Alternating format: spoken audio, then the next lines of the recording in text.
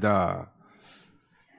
여기 변화산 사건에 대해서 오늘 누가복음 9장 28절로 36절까지 본문으로 함께 은혜 받고자 합니다. 변화산 사건, 변화산, the Mount of Transfiguration.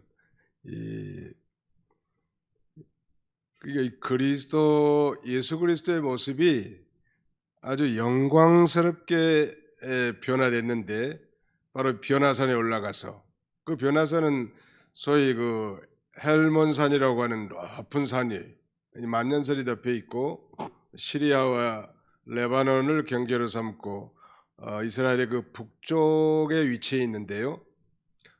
지난 우리 2019년 성지 순례팀이 거기 다녀왔잖아요. 그 변화산 바로 밑에가 그러니까 가이사라 빌립보 지역, 베드로가 예수 그리스도에 대한 바른 신앙을 고백했던 그런 장소고, 그 바로 이 변화산 변화산이 곧 헬몬산인데, 헬몬산에 눈이 덮여 있어가지고 그 눈이 녹아서 항상 그 헬몬산 밑에는 풍성한 수자원이 철철 흘러요. 그래서 그것이 이제 요단강을 따라서 갈릴리 호수에 저장이 되는 것입니다. 그러니까 이스라엘로 말하면 생명의 젖줄과 같죠. 헬몬산에서 나오는 그 물이.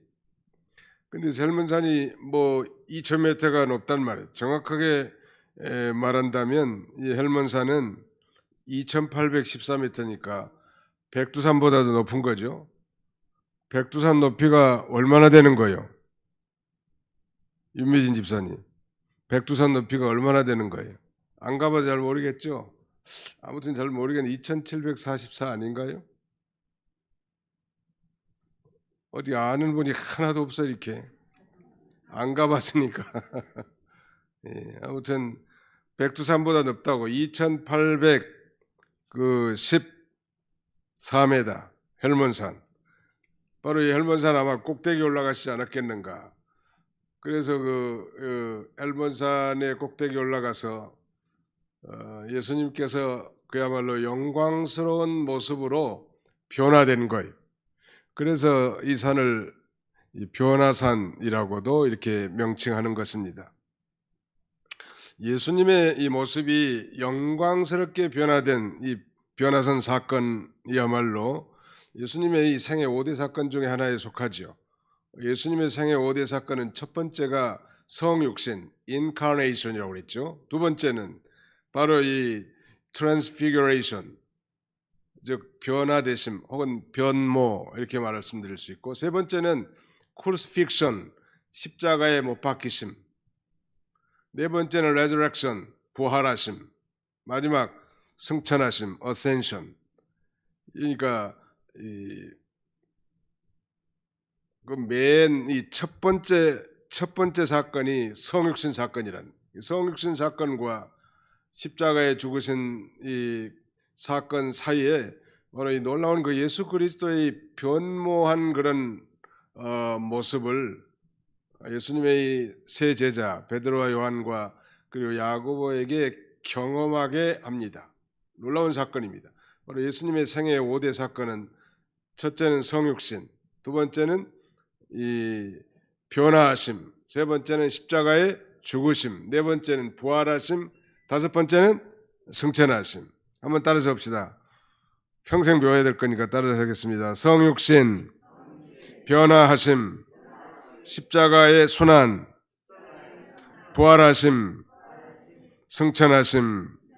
뭐 십자가에 달리심에도 괜찮고 십자가의 순환이라고 해도 괜찮고, 아무리 예수님의 탄생과 십자가 순환 사이에 끼어있는 중요한 사건인데, 예수님께서 이 변화산상에서 변모한 것은 그것은 그분이 하나님의 아들 메시아라는 사실을 드러내주고, 또 장차 별세할 것, 즉 예수님이 순환당하실 것이라는 점을 말해줍니다. 거기 지금 31절에 보십시오. 영광 중에 나타나서 장차 예수께서 예루살렘에서 별세하실 것을 말할세, 그랬단 말.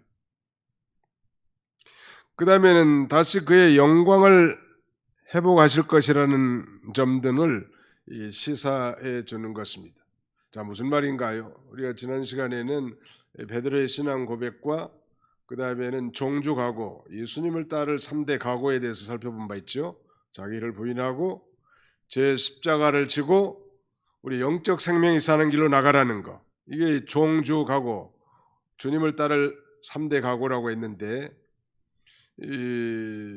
그러면서 이제 예수님께서 자신의 순환에 대해서 이렇게 말씀하시자 제자들이 굉장히 의기소침하고 말하자면 생기를 잃은 그런 상태에 있었는데, 바로 그 뒤에 이 놀라운 사건이 전개됩니다.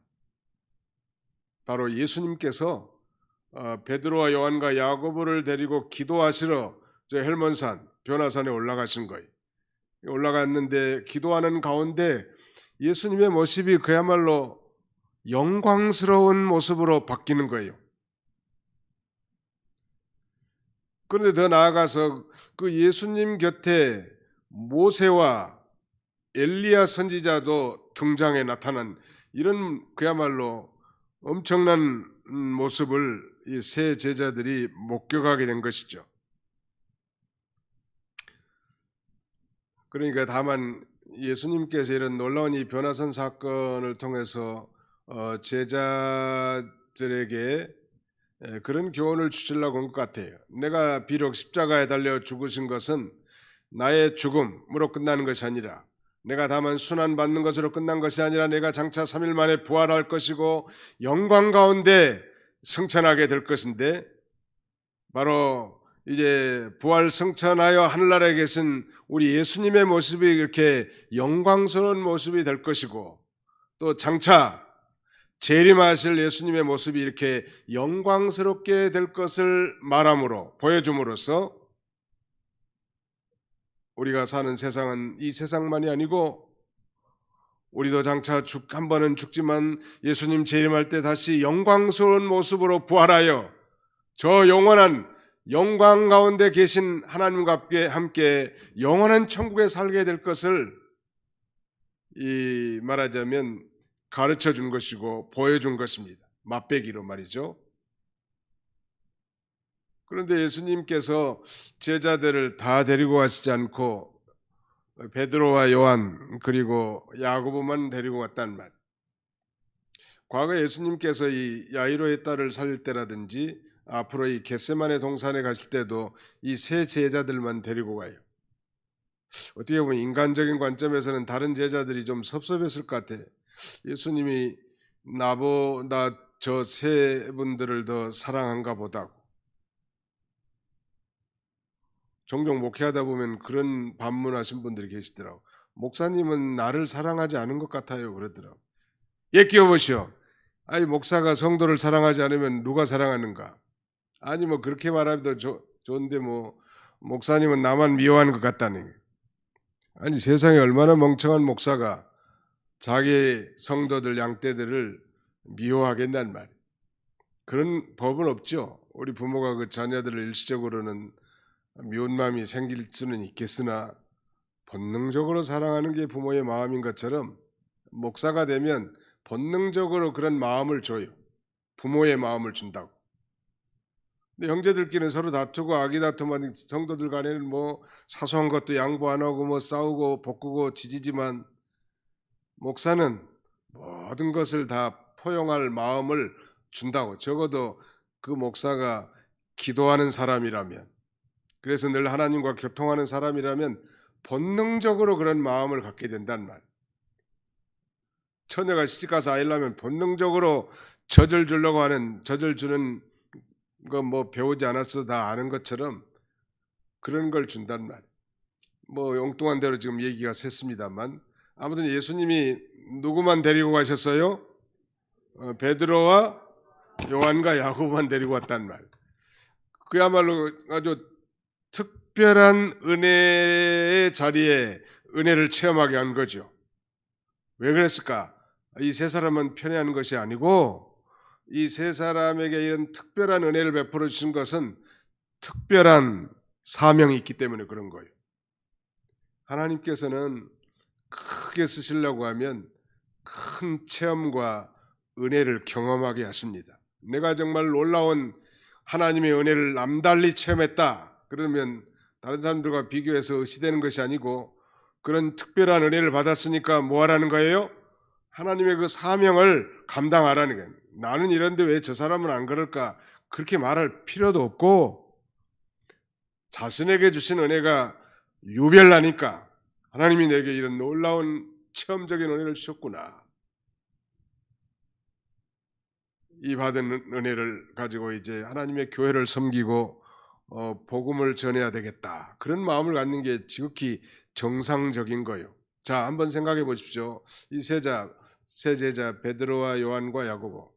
베드로는 이 소위 제자들 가운데 대표예요. 제자들의 대표, 소위 수사도입니다. 그는 장차 이제 초대 교회를 이끌 중대한 인물로 세움을 받았고요. 야고보는 12제자 가운데 최초의 순교자의 반열에 참여하게 됩니다.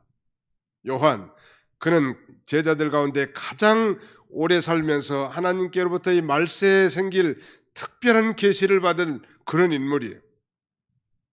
그래서 이들을 훈련시키고 특별한 은혜에 참여하게 하는 거예요.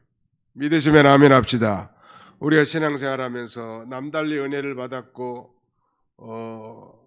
그 다음에는 남다른 신앙적 영적 체험을 한 것이 있다고 한다면 하나님이 나를 사랑하시고 그 특별한 사명을 감당하게 하시려고 하신 줄로 믿으란 말이에요. 언제나 다른 사람하고 비교하지 말고 우리 한 사람 한 사람 각자에게 하나님은 고유한 은사와 은혜를 주셨기 때문에 무슨 뭐 도토리 키재기할 필요가 없어요.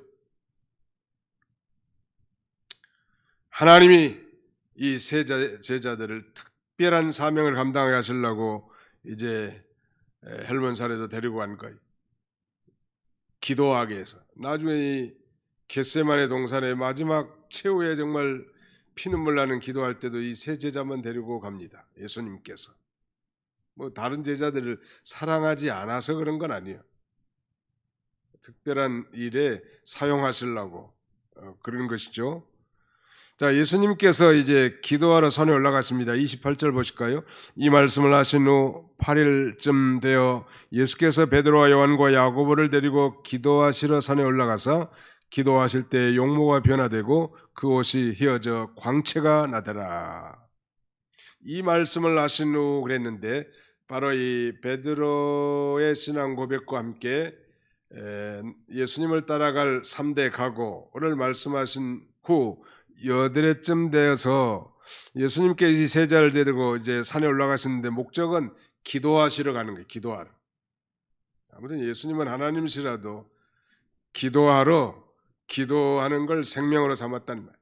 우리 신실한 성숙한 그리스도인이라면 기도하지 않는 것은 너무 어울리지 않는 것이죠.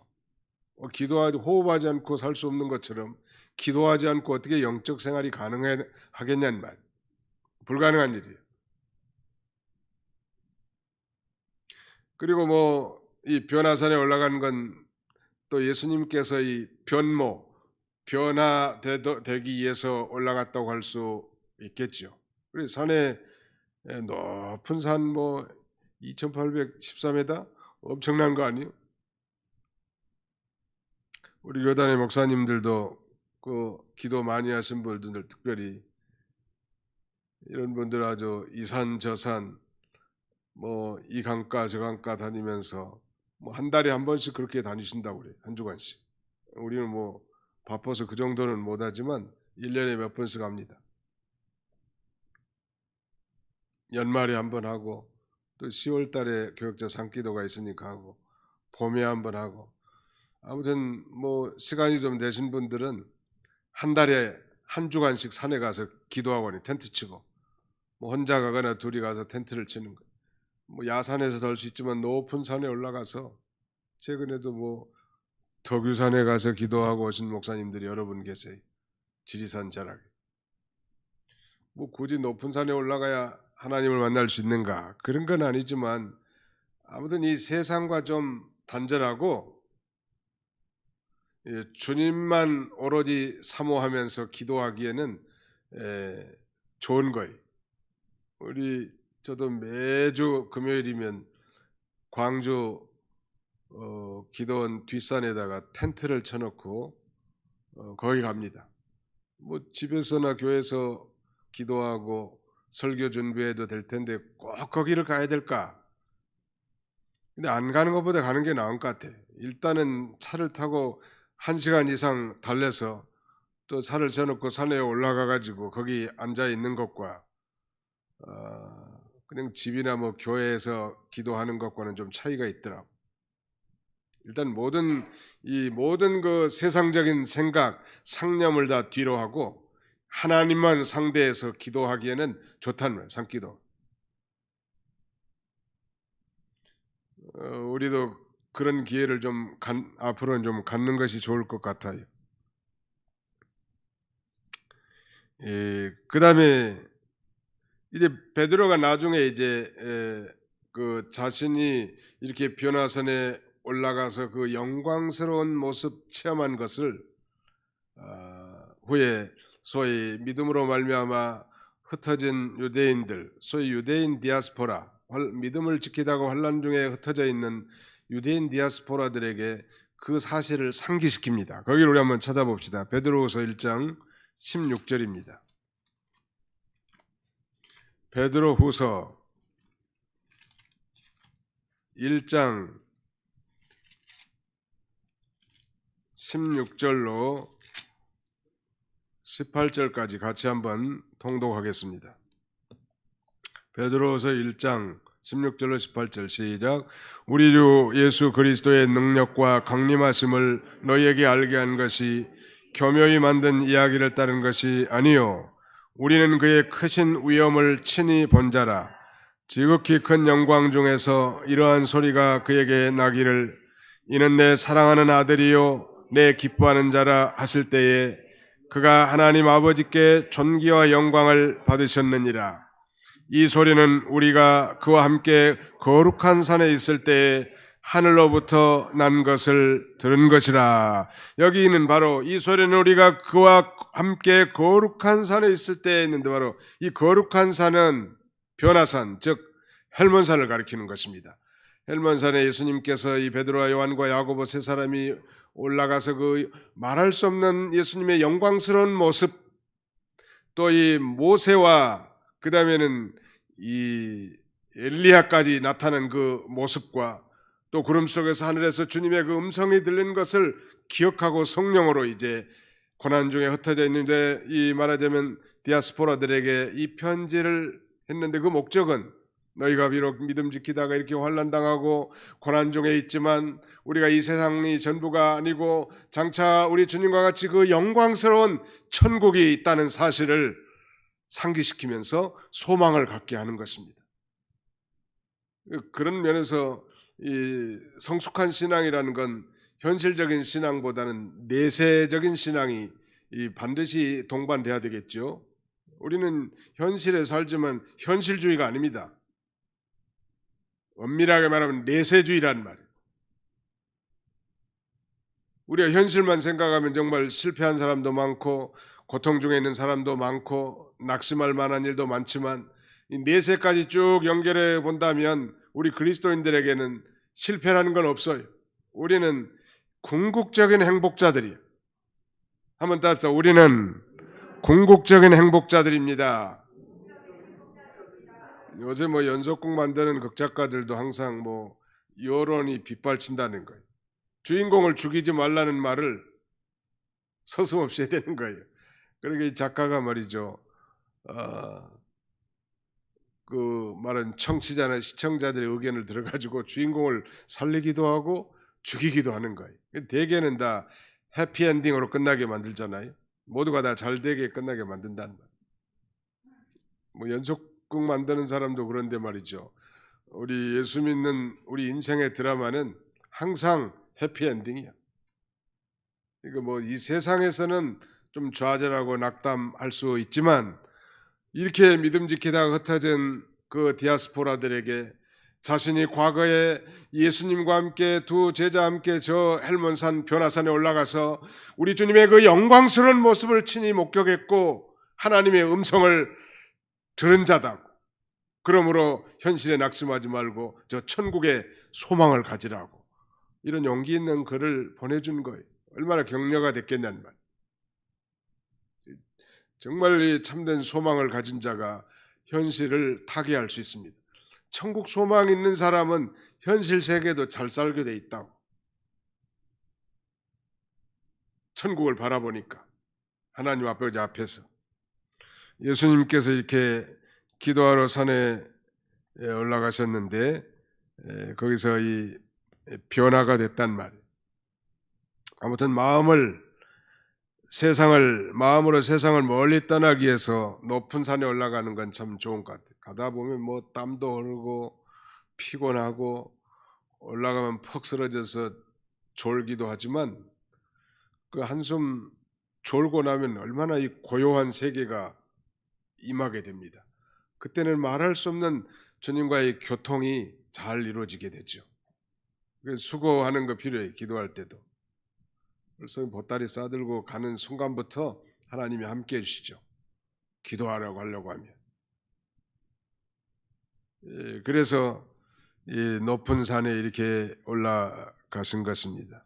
우리 마음이 항상 꼭 뭐 높은 산이 아니라도 신령한 시온산, 정봉, 우리 주님이 계신 곳, 은밀한 지성소에 들어가는 생활을 해야 될 걸 우리에게 가르쳐 주는데 그러기 위해서는 시간과 공력을 많이 바쳐야 돼. 시간을 좀 들여야 된다. 처음에는 뭐 뒤숭숭한 생각, 이 생각, 저 생각, 자기가 하려고 하는 생각, 자기가 안 하겠다는 생각, 별 생각이 다 듭니다. 오래 앉아서 기도하다 보면 이제 자기 생각, 자기가 하겠다는 것, 자기가 안 하겠다는 것, 자기가 바란 것 다 집어치우고 그저 하나님만 바라보고 주님의 음성에만 귀를 기울이게 되지요. 변화산에서 이 놀라운 일이 생겼다고 했습니다. 예수님께서 높은 산에 기도하실 때 그 용모가 변화됐는데 어떻게 변화됐을까? 참 우리가 직접 보지 않아서 단언할 수는 없지만 그야말로 영광스러운 모습, 장엄한 모습으로 변화되지 않았을까? 아마 기도하는 가운데 속에서부터 심령의 천국이 이루어진 것이죠. 어떤 분이 그러더라고. 화장품 중에 제일 좋은 화장품은 기도하는 것이래. 기도하고 영적 천국 세계에 살면 얼굴이 밝아지고 뭐 다른 화장품 안 발라도 아주 뭐 윤택이 난다는 거 아니? 그만큼 단순히 내 소원풀이나 하고 가는 그런 기도가 아니고 주님을 만나서 주님의 그 영광스러운 세계에 들어가서 주님과 교통하면 아까 우리 찬송도 했지만 주님 모신 세계 아름답단 말. 모든 것을 다 용납할 수 있는 세계. 원수까지도 사랑할 수 있는 세계. 주님의 세계. 거기에 들어가는 거예요. 얼마나 아름답겠냐는 말이에요. 그러니까 이 속에서부터 이루어진 것이 예부로 나타났다는 것인데 예수님께서는 항상 심령이 깨어서 하나님과 교통하고 즐거워함으로 그 하나님의 영광 속에 들어가서 그 영광에 참여하고 있었던 것입니다. 그러다 보니까 예수님의 옷까지도 휘어져서 광채가 났다고 했습니다. 스데반도 그러지 않았습니까? 전도하다가 돌에 맞아서 죽기까지 생하고 순종할 때 심령이 변화되고 기쁨이 충만했다고 했습니다. 그러니까 하나님의 역사가 속에서부터 밖으로 나오니까 그 얼굴이 천사와 같았더라라고 성경은 증거하지 않습니까? 우리가 예수 믿는 사람들은 기도함으로 모든 그 수심이 없어야 돼요. 얼굴에. 일시적으로 사람이니까 그럴 수 있지만 주님 안에서 해결되지 못할 문제가 없단 말이에요. 주님 안에 들어가면 모든 게 다 해결되는 거예요. 아름다운 세계. 이 세계에 들어가면 원수까지도 다 사랑이 된다는 말이에요.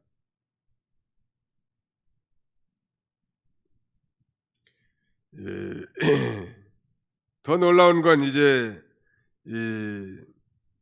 모세와 엘리야가 예수님과 더불어 말씀하는 거예요. 이 제자들이 아마 그 높은 산에 올라가니까 얼마나 피곤했겠어요. 그 세 사람 다 아마 깊이 졸았는 모양이에요. 사람은 어쩔 수 없는가 봐. 옛날에 이병규 목사님이 종종 말씀하시는데 뭐 산기도 많이 하신 분 아니요? 관악산에 뭐 보따리 하나 뒤에 짊어지고 산에 올라가시면 뭐 땀이 뻘뻘 흘러가지고 그 졸다 오실 때도 있대요. 산에 가서 기도는 못하고 그냥 졸다 올 때도 있대. 그래도 한 반타작 정도는 되더라고 그래. 벌써 올라가면서 기도가 된 거고 또 쉬는 것도 기도 아니? 내려오면서 기도가 되는 거고. 하나님 우리 중심을 보시니까요.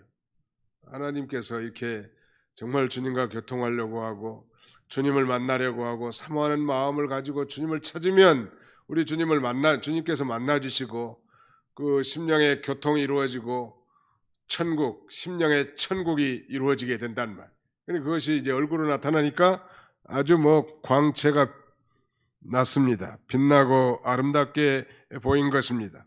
그런데 문득 눈 깨보니까 이제 이 모세와 엘리야가 나타나서 예수님과 대화를 하고 있는 거예요. 거기에 이 모세 엘리야가 왜 나타났을까? 사실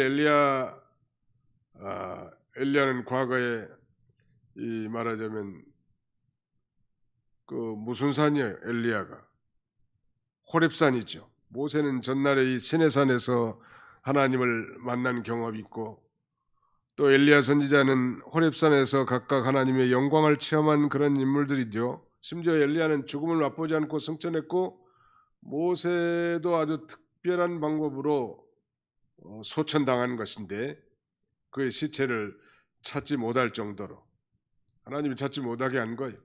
모세의 시체가 만약에 발견이 됐더라면 이스라엘 백성들은 아마 그걸 우상단지로 삼았을 거예요. 하나님이 어떻게 모세를 취했는지 그 시체를 찾지 못하는 거예요. 아무튼 그러므로 이 모세 엘리야가 변화산에서 다시 나타나서 예수님과 얘기를 나눈 것은 모세는 율법의 대표고 엘리야는 선지자의 대표란 말이에요. 즉 율법과 선지자가 가리키는 것은 곧 예수 그리스도죠. 그러니까 율법과 선지자가 예언한 것은 바로 예수 그리스도고 그 예수 그리스도의 이 말하자면 순환을 말하는 것인데 이 모세와 엘리야의 사역은 결국 예수님의 사역을 준비하기 위한 것인 것을 우리에게 보여주는 것입니다. 즉 율법의 완성으로서의 복음을 우리에게 말씀해 주는 거죠. 그러니까 아마 상당히 수준 높은 새 제자들 정도 돼야 조금 깨달을 수 있을 것 같아서 아마 3명만 데리고 갔는지 뭐 정확하게는 알 수는 없지만 아무튼 모세는 율법의 대표고 엘리야 선지자는 선지자의 대표, 즉 예언의 대표란 말. 그러니까 율법과 선지자하면 곧 구약 성경을 가리키는 것이고 구약 성경은 곧 예수 그리스도를 증언하는 것이기 때문에 말하자면 율법과 선지서에 예언된 그리스도가 성경대로 오셔서 이제 십자가의 대속이 제물이 될 것을 알려주기 위해서 그러니까 그들이 예수님께서 예루살렘에서 별세할 걸 말했다고 했잖아요. 다시 31절을 보십시오. 영광 중에 나타나서 장차 예수께서 예루살렘에서 별세하실 것을 말할세. 바로 율법과 선지자에 예언된 그리스도가 성경대로 오셔서 십자가의 구속의 제물이 되어줄 걸 알려주기 위해서 바로 모세와 엘리야가 나타난 것입니다. 놀라운 체험이죠. 그러니까 그들도 다 영광스러운 그런 모습으로 나타났을 것 같아요. 그것도 이 높은 산상에서 말이죠. 한번 상상해 보십시오. 얼마나 그 영광스러운 세계인가. 너무너무 그야말로 만족하고 좋은 세계. 우리도 그 전에 그 산에 가서 한 주간 기도하고 오면 아주 뭐 심령이 기쁨이 철철 넘쳐. 주님을 만나고 주님과 교통한 그 결과로 말미암아. 그래서 기도원에서 내려오기 싫을 때도 많죠. 거기 있으면 뭐 누가 마누라가 바가지를 긁습니까? 성도들이 속을 썩입니까? 거기서 텐트 안에서 주님과 기도하고 교통하고 성경 보고 그 영광스러운 맛을 보기 때문에 내려오기 싫을 때가 많다고.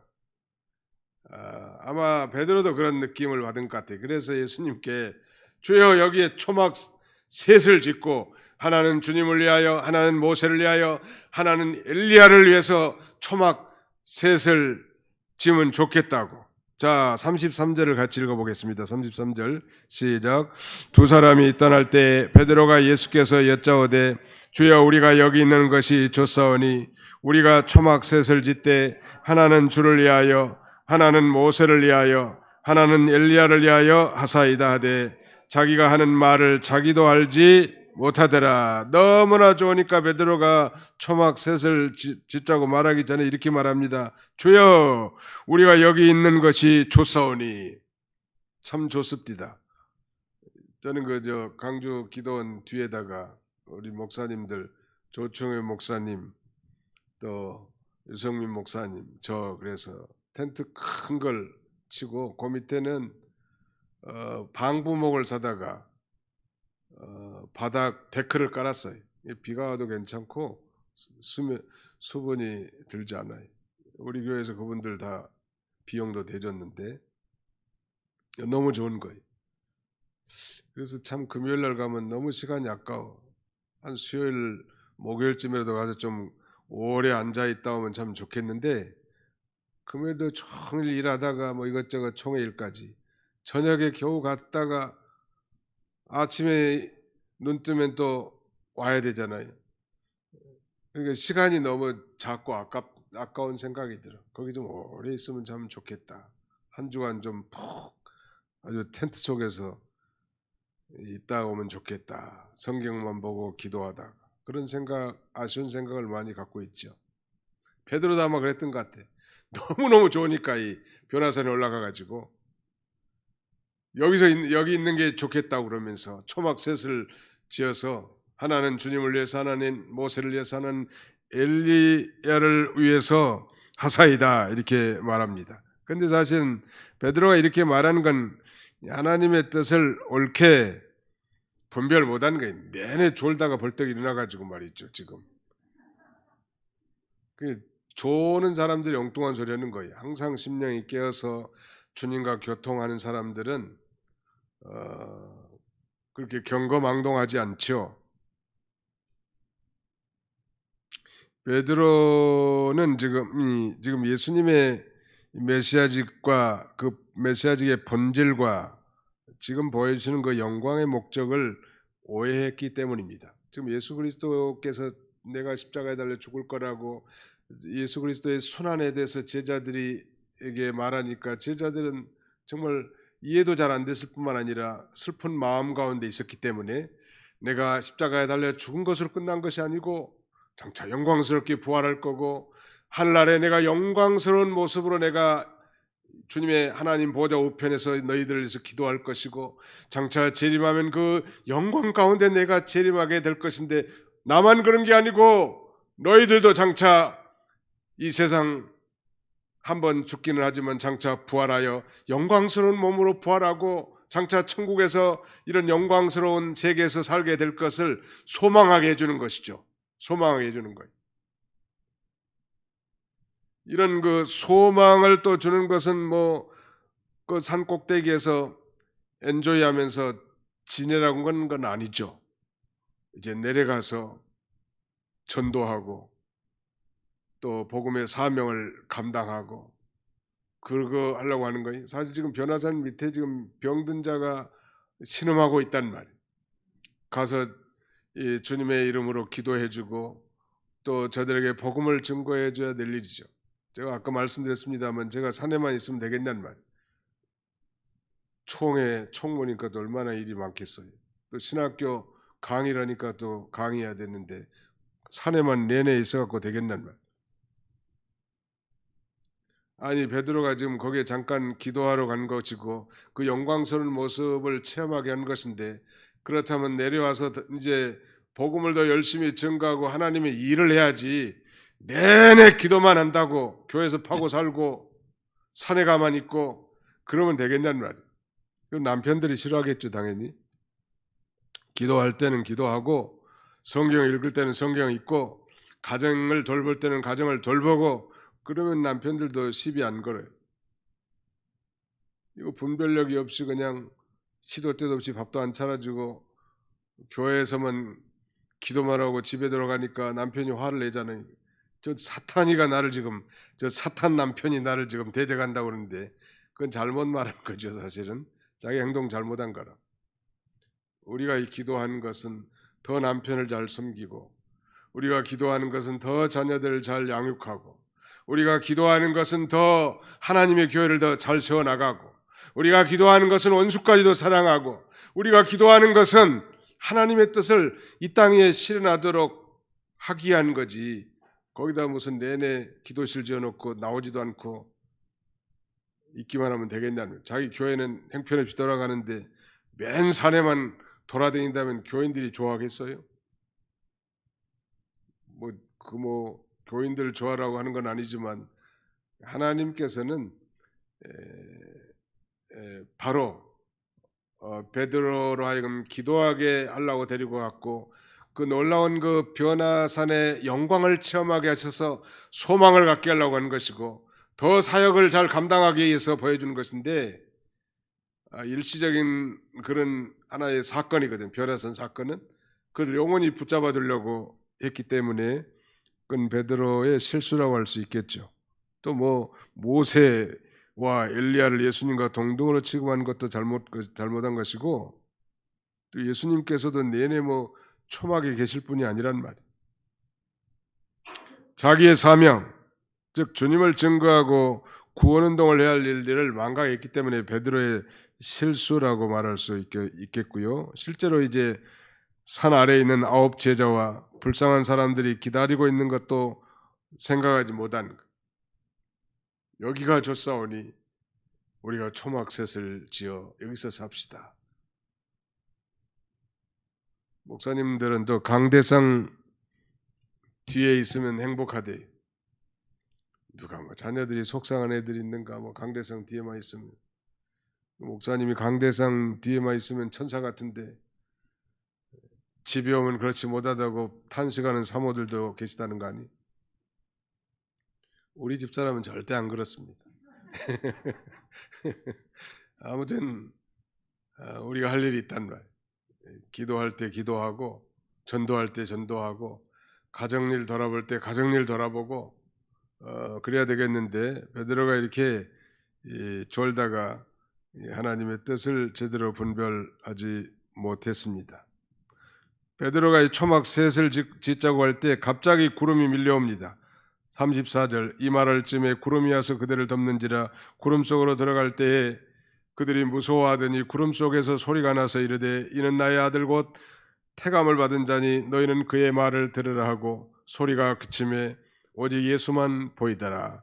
제자들이 잠잠하여 그 본 것을 무엇이든지 그때는 아무에게도 이르지 아니하니라. 아주 갑자기 구름이 와서 그들을 덮었고 제자들이 무서워했습니다. 이 구름은 하나님의 임재를 가리키는데 하나님의 위엄을 무서워한 것이죠. 근데 그 구름 속에서 소리가 났는데 이는 나의 아들 곧 택함을 받은 자니 라고 이렇게 말합니다. 너희는 그의 말을 들으라. 예수님 말씀을 들으라는 거예요. 예수님은 하나님의 뜻, 즉 구속을 이루어드릴 자로 택함 받으신 유일한 분이십니다. 사실 다른 성경에는 이는 내 사랑하는 아들이요 내 기뻐하는 자라 이렇게 마태복음 17장 5절에는 그렇게 표현되어 있거든요. 동일한 사건, 동일한 평행 구절인데 이는 내 사랑하는 아들이요 내 기뻐하는 자라. 바로 예수님은 하나님이 보내신 독생자, 하나님의 기뻐하신 뜻을 이루실 구속을 성취하실 분이니까 그의 말을 들으라 이렇게 말했습니다.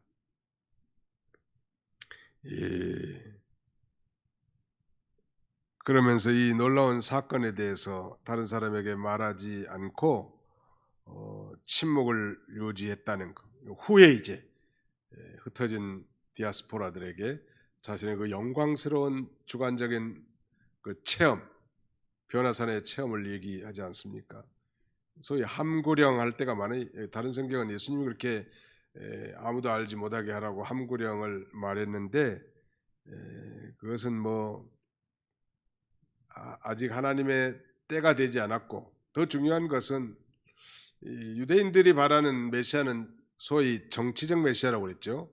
그러니까 당시에 로마 나라에 로마 나라에 말하자면 식민지에 있는 유다 백성들은 이 어떤 메시아를 기다렸는가 하면, 적어도 메시아가 오면 우리를 이 로마에서 해방시킬 위대한 정치적 메시아를 기다렸는데, 다만 예수님이 기적을 행하는 사람으로 알려질까 봐 함구령을 하는 거예요. 예수님은 죽은 영혼을 살리러 오신 분이죠. 그 죽은 영혼에게 구원을 주시러 온 구세주이신데, 이 세상에 훌륭한 정치적 그런 메시아로 오시지 않았단 말이에요. 그래서 오늘날 우리가 교회에서도 사실은 이 교회적으로는 정치하지 말라니, 교회와 이 정치는 이 정교 분리의 원칙입니다. 개인적으로는 뭐 자기가 선호하는 정당을 따라 정치 활동을 자유롭게 할 수 있지만 교회 이름으로는 해서는 안 돼. 전광훈 씨 같은 그런 운동은 정치 운동이지 우리 기독교 운동하고는 너무 거리가 멀죠. 예수님이 그렇게 하시지 않았단 말. 예수님은 오히려 자기가 이 정치적 그런 지도자로 떠받들림을 받을까 봐서 도망 다니시고, 또 이런 놀라운 기적을 행하시면서도 함구령을 내려서 알지 못하도록 그렇게 말씀하신 것입니다. 예수님은 영혼을 구원하러 오신 분이요, 구세주란 말. 아담 이래로 아담의 죄로 말미암아 그 영혼이 하나님과 단절되어 죽은 영혼을 살리러 오신 분이란 말. 근데 단순히 뭐 기적을 행하는 자고 로마에서 해방시켜주는 그런 사회 개혁 운동가로 비춰진다면 하나님의 뜻이 무너질 거 아니에요? 이걸 오늘날 교회들이 잘 분별을 못 해가지고 혼탁한 가운데 있단 말이에요. 정당하고 건전한 비판을 우리가 할 수는 있지만 교회는 정치 집단이 아닙니다. 영적인 신령한 단체란 말이에요. 영혼이, 죽은 영혼이 살아나는 기관이고, 그 다음에는 이 살아난 영혼을 자라나게 하는 기관이고, 그래서 하나님의 나라를 세워나가는 거란 말이에요. 세상 나라하고는 우리 개혁주의에서는 소위 정교 분리의 원칙을 세웁니다. 정치가 교회에 관여하지 마라, 교회도 정치에 관여하지 말라는 거예요. 그것이 개혁주의의 원칙입니다.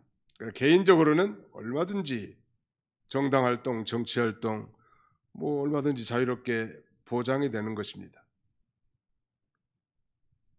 오늘 이 변화선 사건을 통해서 여러 가지 주신 교훈들이 참 많이 있지만, 우리도 뭐 코로나19로 어려움 많이 당하고 힘들고 어렵지만 이 세상만 생각한다면 그럴 수 있을 것 같아요.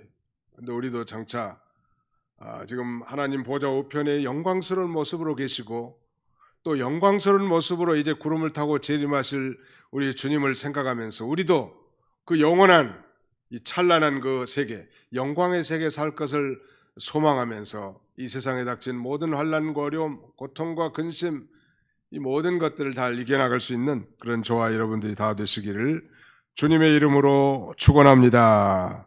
기도합시다. 살아계신 우리 아버지 하나님께서 이 저녁에도 주의 전으로 저희를 인도해 주시고, 변화산 사건을 통하여 아버지 하나님 예수 그리스도께서 이제 십자가에서 죽으실 것을 듣고 생각하니 제자들의 고민과 근심을 일거에다 날려보낼 수 있도록 세 제자 베드로와 요한과 야고보를 저 헬몬산 변화산에 데리고 가서 그 영광스러운 예수 그리스도의 변화된 모습을 체험하게 하시고 소망하게 하시고, 이 땅에 살지만 천국을 소망하게 살아가도록 인도하신 우리 아버지 하나님, 이 놀라운 우리 소망이, 그 소망이 우리의 소망도 되겠사오니 이 땅에서 닥치는 모든 환난과 질병과 고난과 역경과 실패와 좌절과 시련과 비탄 가운데도 결코 낙심하지 않고 천국을 소망하면서 날마다 이 땅에서 우리 주님이 부탁하신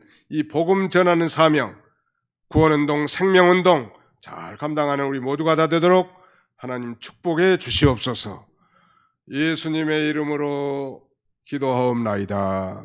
아멘.